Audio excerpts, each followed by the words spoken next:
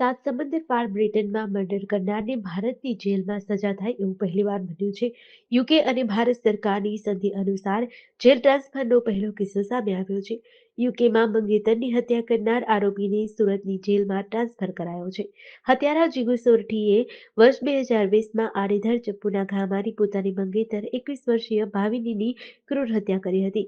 યુકેની Leicester કોર્ટે આરોપી જીગુને આજીવન કેદની સજા ફટકારી હતી.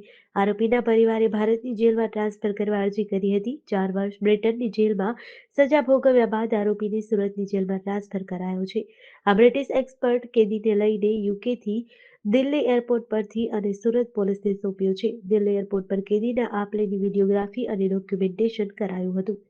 ઉમરગાંવના જો કલગાંવ એરિયા છે ત્યાંના એક રહેવાસી છે જીગુ કુમાર સોરઠી, જે યુકેમાં એક મર્ડર કેસમાં જો કન્વિક્ટ થયેલા છે અને અમુક વર્ષો ત્યાં એના સજા કાપીને જો આપણા ભારત સરકાર અને યુકે ગવર્મેન્ટ સાથેના ટ્રાન્સફર ઓફ સેન્ટેન્સ પર્સનના જો એક એગ્રીમેન્ટ છે એના હિસાબથી બીજા જેટલા બી સમયના સજાના બાકી છે એના સજાના સમય અહીંયા લાજપુર સેન્ટ્રલ જેલમાં ગાળવા માટે જો અમારી ટીમ ભારત સરકારના ગૃહ મંત્રાલયના હુકમથી જો બ્રિટિશ ઓથોરિટીઝ એના આપણા કબજો સોંપેલ જોઈએ અને ગઈકાલે જો એસીપી હેડક્વાર્ટર મિસ્ટર રાણા અને એની પૂરી ટીમ એના કબજા લઈને ગઈકાલે લાજપુર જેલ સુરત ખાતે જો એના ત્યાં જો સોંપેલ જોઈએ અને બાકીની જો સજાઓ છે એના અહીંયા એના વ્યતીત કરવાના રહેશે.